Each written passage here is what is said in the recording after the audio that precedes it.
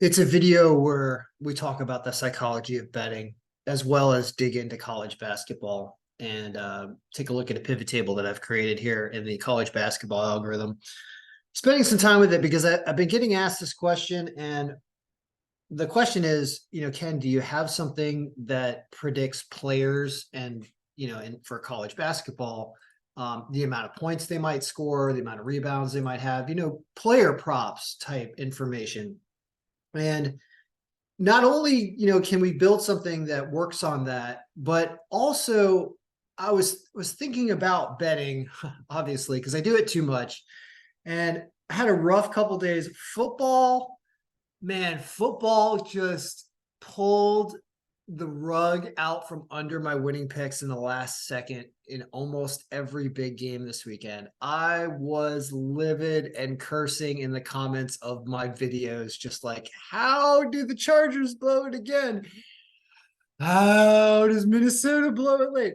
How did the Chiefs blow it on the last drive?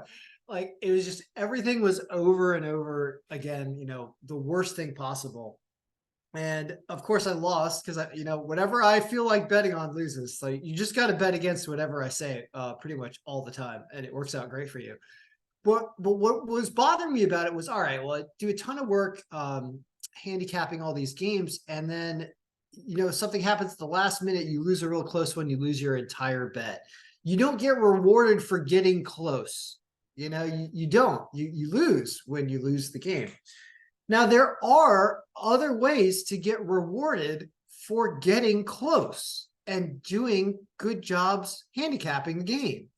And that's with using a different way of a different medium of betting. Instead of just betting on the winner or loser of the game, you can use a service like Prize Picks, for example. I am happy with Prize Picks. That website is great. I've actually linked a referral code. My referral code is in the description of this video. If you want to sign up for them, I think I get like a $25 bet or something. I highly recommend their service. They're legal in almost all of the states. They're legal in states that sports betting itself is not legal because it's like a fantasy type thing. But here's why I feel the need to say that this is probably a better way to go about sports betting, because you get to watch the game and you pick players in the game with Prize Pick. You pick whether or not they go over and under a certain amount of points, rebounds, assists, or different things for every sport. And last night when it came to football, I ended up winning money on my football bets related to Prize Picks, even though I lost the game, because reviewing what the NFL algorithm said, it said a lower scoring game. The weather was also bad in Kansas City. So I figured both quarterbacks would not pass for as many yards as were predicted. And there would be more rushing from the main rushers. And there would be a lot of punts because both those teams had really good defenses. And I loaded up on a lot of punts for both the punters. I loaded up on reduced passing yards for Patrick Mahomes and Jalen Hurts. And I had rushing yards for Pacheco and the running back for the Eagles, Devonta something, not they're DeAndre Swift. So and almost every one of those won. I think I lost one of them, and I still made money on the day because you get to choose multiple picks. So the point is that even though I lost that game by having the Chiefs winning and lose, I didn't lose my bets when it came to Prize Pick because the game flow matched your handicapping of the game. And so it's a way of getting rewarded if you're going to watch the entire game. I recommend Prize Picks over just betting on points and winners of games, because it's like you lose or win everything at the very end of the game, as opposed to having the game play out the way you thought it would. And maybe you lose on a shot at the buzzer, but if you do things like choosing players and how many points they're going to score, well, then you may have already won, right? And you're rooting for that. So we're going to talk about a game today. We're going to talk about a game that's happening very soon. It will be going on or over by the time you watch this video, and that is intentional. I do not want to give away everything before the game happens and have to deal with that. We'll just watch and see what happens. The game starts in 20 minutes. Is this Gonzaga game against Syracuse. Here's what the algorithm says today. Wow, UMBC beats Maryland today at plus 1,600. I didn't even see that. We'll see if that happens.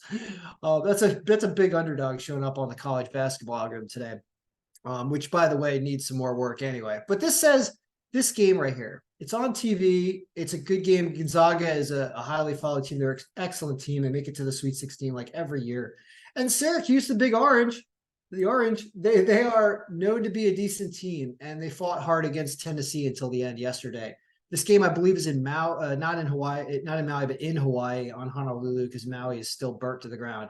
So anyway, this game is supposed to be 87-81 Gonzaga. All right.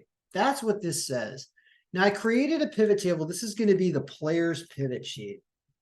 And the purpose of this is to dig through the stats to find out where to place your bets on certain players and their player props. Now, I'm not sharing the screen that has the Prize Picks layout on it, but I'm going to discuss that, and I'll put some numbers on here to explain. So what I've done is I've colorized this, and we have all the different teams in here, but we're showing Gonzaga and we're showing Syracuse. So notice that if you average up all the points that all the players on the Gonzaga roster have, it would equal 96 or 97 points per game. But that's, that's all players, right? And Syracuse is at about 80.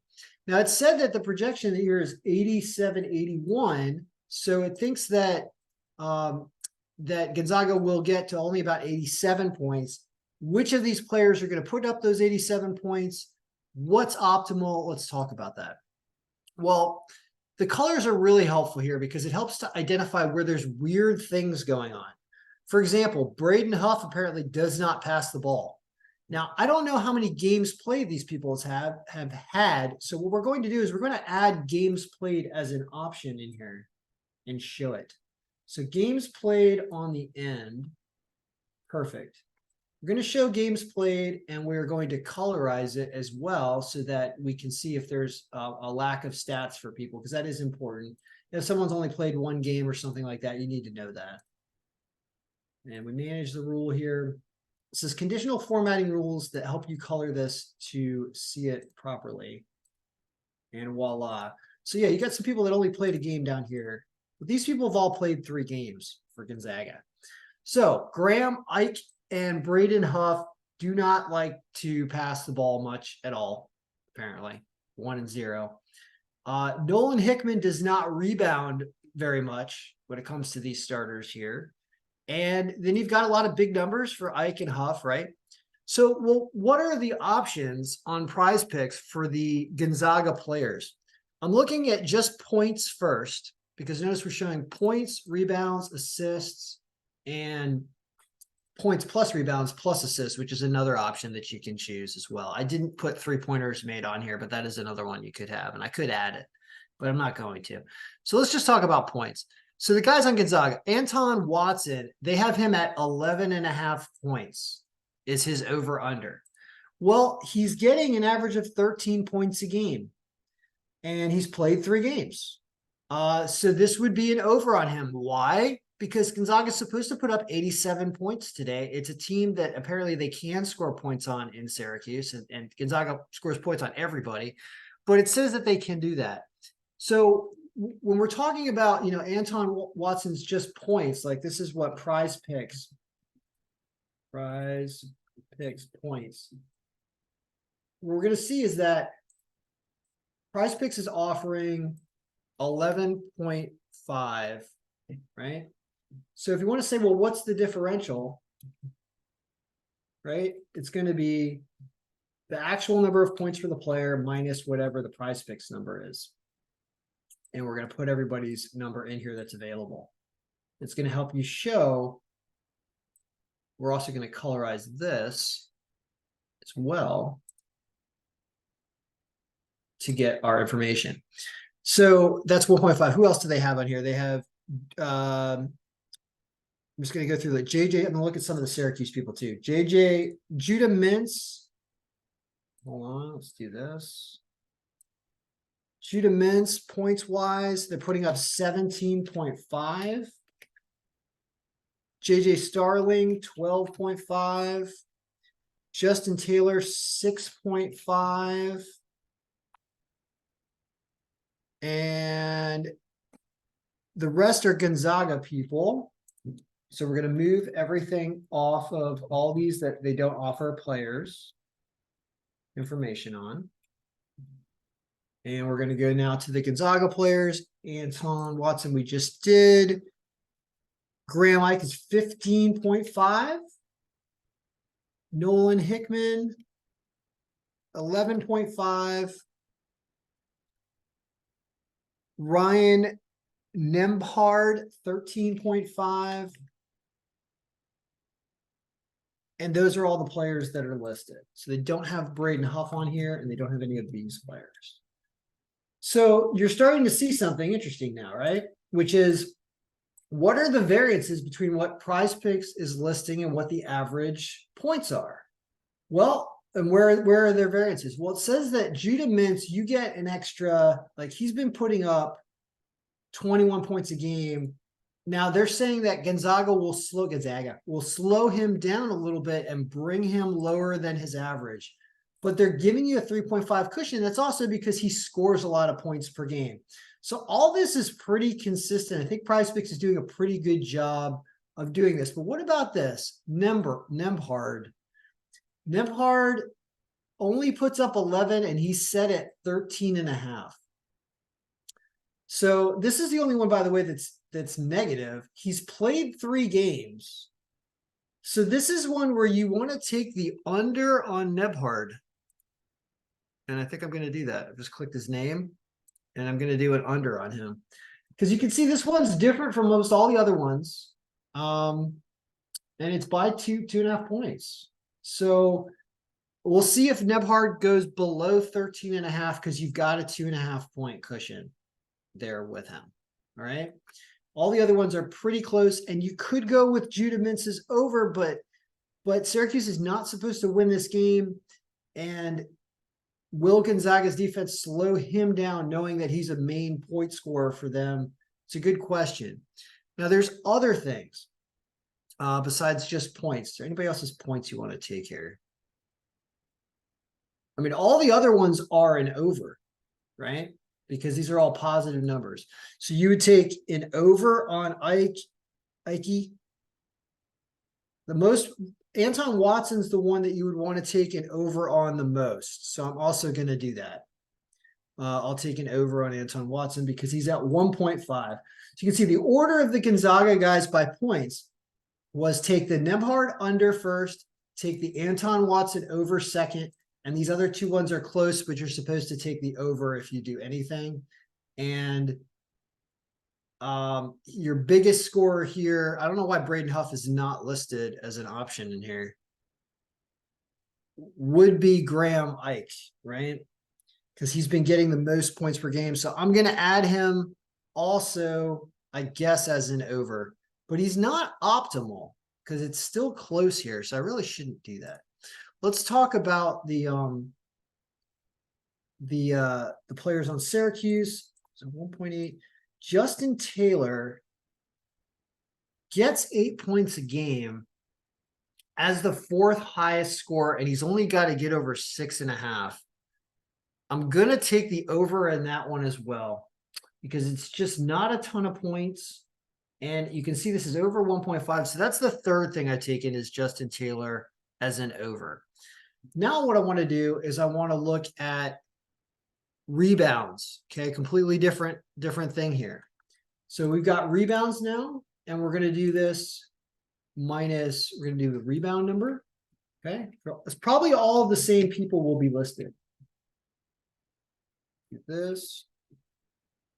And the rebound numbers for all those people, Anton Watson is listed as 7. Graham Ike, 6.5. Hickman, 2.5. Nembhard, 3.5. And then the Syracuse guys, Taylor is at 5.5. JJ Starling. Actually, they don't have rebounds for Starling or these guys. Okay. So we don't have these either here. So it's just these guys. Here you can see that it's extremely close on all of you're in and out with like one rebound, basically for everybody. So everything looks really, really close on rebounds. Notice that Justin Taylor is the biggest rebounding player on this team, though, on Syracuse. So another reason that he potentially goes over this 5.5. All right. What about assists? Assists are probably going to be really light as well. 6.35. Can't do anything with Braden Huff. Can't do anything with Ike. It's only listing Nembhard and Watson. So, and then the other option is points plus rebounds plus assists, right? And I could list all those, but we're starting to run out of time. But I just wanted to show you kind of what's available and where you can find abnormalities here in the list, especially when we colorize this appropriately, right? And like Nebhard's got the most assists on every team. So can I choose his assists? Let's see here. Yeah, he says he gets his over under is 6 assists and he gets an average of 5.3 per game. So what do you do there? And it's super, super close. You can see Prize Picks is doing a pretty good job. I think where you're going to get the advantage is when you are trying to use the algorithm to understand what the game flow is going to be. And that's where you're going to use this and use the projected scores here to help identify where it might be a more defensive game and also who's home and who's away when they're not playing tournaments everywhere, to help identify whether or not you're going to want to choose an over-under in this situation. But for the record, what we're going with is Taylor, Syracuse. I want to do something with points, rebounds, and assists. JJ Starling's point, rebounds, and assists are 21.5 over under. Once again, really close. Really, really close. Judah Mintz is 24. I think we're going to go over on the points, rebounds, and assists for Judah Mintz. So it's set at 28. I mean, this gives him a chance to get a lot of points because he is the biggest scorer on the team. So hopefully Gonzaga doesn't shut him down completely. But he's also got rebounds and assists to add to this total to get to the 28. So he's set at 24 points, rebounds, assists. I'm going with the over on that. Going over on Justin Taylor's points, over on Judah Mintz's points, rebounds, and assists. And what are we doing with Graham Ike? He's at 23, and this is 24. Really, really close. Did they do anything with Nolan Hickman? You're just going to run out of good things to choose. Nolan Hickman's 18.3, and he's set at 17.5. Gets 12 points per game, gets 3 assists. I mean, it would say under on Nolan Hickman. I guess I'll go under on Nolan Hickman now, but really starting to reach, though. So I've got 5 picks here. They are Nembhard has less than 13.5 points. Anton Watson has more than 11.5 points. Justin Taylor has more than 6.5 points. Judah Mintz has more than 24 points, rebounds, and assists. And Nolan Hickman has less than 17.5 points, rebounds, and assists. We're going with those 5. It makes the game enjoyable. I'm betting $100 on those 5. And if I get all of them, I win $1,000. And if I only get 4 out of 5, I actually get $200 back. So I'd win $100. So that's the cool thing is you don't have to get every one. And if I get 3 out of 5, I think I also get something back. Take a look at that real quick. Yeah, if I get 3 out of 5, I get $40 back. If I get 4 out of 5, I get $200 back. And if I get 5 out of 5, I get $1,000 back on a $100 wager. Are you going to hit them all? You're not going to hit them all every time, but you might doing this kind of research, and we'll see if they went in order there, right? Like I talked about what was best in order. And so the Judah Mintz at the bottom and the Nolan Hickman at the bottom. If I lose 2 of those, I bet you it's one of those 2 that loses, and not the Nembhard less than 13.5 points and the Anton Watson more than 11.5 points, and probably even the Justin Taylor over 6.5 points. So there's an order to this, and it's certainly, if you're going to watch a game, I do recommend Prize Picks. I do not find myself frustrated and upset watching a game and looking at my prize picks list. I enjoy watching the game, rooting for certain players to conduct outcomes. And if it doesn't win, it doesn't win, but it's not the same type of feeling as having all your money down on one team to win and then having everything go south at the end. It's not like that. You're actually, because you're trying to hit up multiple picks, you'll hit certain picks throughout the game, and then you'll find yourself rooting for one or two at the end. And whether or not they happen, it ends up resulting in a big payout, but you're already getting a partial payout because say you've hit 4 out of 5 and I'm trying to get, Judah Mintz to get a couple more points at the end of the game for Syracuse. If he does, it results in an extra $800.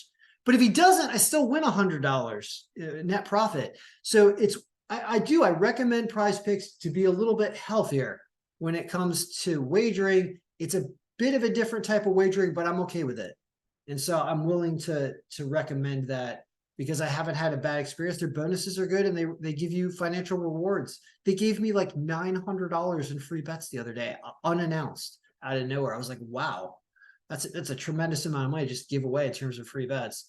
I didn't even ask for it. I don't know what happened. So I'm happy with them and I would recommend them, and I will do that in this video. In terms of enjoying sports betting, it's got to be enjoyable. If you're doing it for a living, man, that sounds like such a frustrating way to live. I can spending all this time with it. I don't know how people bet on sports legitimately and live off it, because you must have a tremendous bankroll to be able to do that and be betting tens of thousands of dollars a week and trying to live off the low margins. That's the only way I think you can do it, because it's so hard to get everything to work out frequently, and it's just a lot to risk. So I would recommend something like Prize Picks, and I am recommending them. So check out the referral code I have below if you like this video and want to keep asking me questions and working on these algorithms. You can support it that way. If you don't even want to buy an algorithm, you can at least support it by signing up for Prize Picks, which, like I said, is legal in almost every state. And it's legal in states that sports betting is not legal in, like California, where traditional sports betting is still not legal. So anyway, good luck, everybody. May all your picks be winning, and enjoy watching some basketball, college basketball. It's a good time of year for it, and it's still fun to watch, even if you're not winning bets. So I would enjoy it. All right, good luck.